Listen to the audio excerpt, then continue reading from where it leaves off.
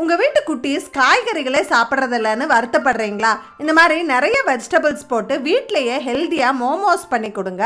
இதை ஸ்நாக்ஸ் பாக்ஸுக்கும் எடுத்துகிட்டு போகலாம், ஈவினிங் ஸ்நாக்ஸுக்கும் நல்லாயிருக்கும். இதுக்கு ஒரு சாப்பரில் 1/4 கிலோ அளவு முட்டைக்கோஸ் எடுத்திருக்கேன்.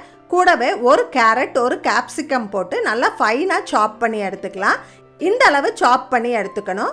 ஒரு பேனில் எண்ணெய் விட்டு பொடியாக நறுக்கின வெங்காயம், கொஞ்சம் உப்பு சேர்த்து வதக்கிக்கலாம். இது கூட கொஞ்சமாக இஞ்சி பூண்டு பேஸ்ட்டு, நம்ம சாப் பண்ணி வச்சுருக்க வெஜிடபிள்ஸ் எல்லாம் போட்டு வதக்கிக்கலாம். இது ஃபுல்லாக வதங்கணும்னு அவசியம் இல்லை, லைட்டாக வதங்கினா போதும். இதை மறுபடியும் நம்ம ஸ்டீம் பண்ணுவோம். காரத்துக்கு கொஞ்சம் பெப்பர் பொடி, டேஸ்ட்டுக்கு கொஞ்சம் சோயா சாஸ் போட்டு வதக்கிக்கலாம். மோமோஸ் மைதா மாவுலையும் பண்ணலாம், கோதுமை மாவுலையும் பண்ணலாம். மைதா மாவில் பண்ணால் கடையில் வாங்குகிற அதே டேஸ்ட் கிடைக்கும்.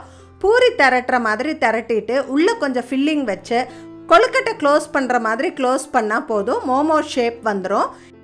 இதை கோதுமை மாவில் பண்ணணும்னு நினச்சிங்கன்னா பூரிக்கு மாவு பிசைகிற மாதிரி பிசைஞ்சிட்டு ரொம்ப சன்னமாக திரட்டணும். திக்காக திரட்டினீங்க அப்படின்னா கோதுமை மாவோட பச்சை வாசனை வரும்.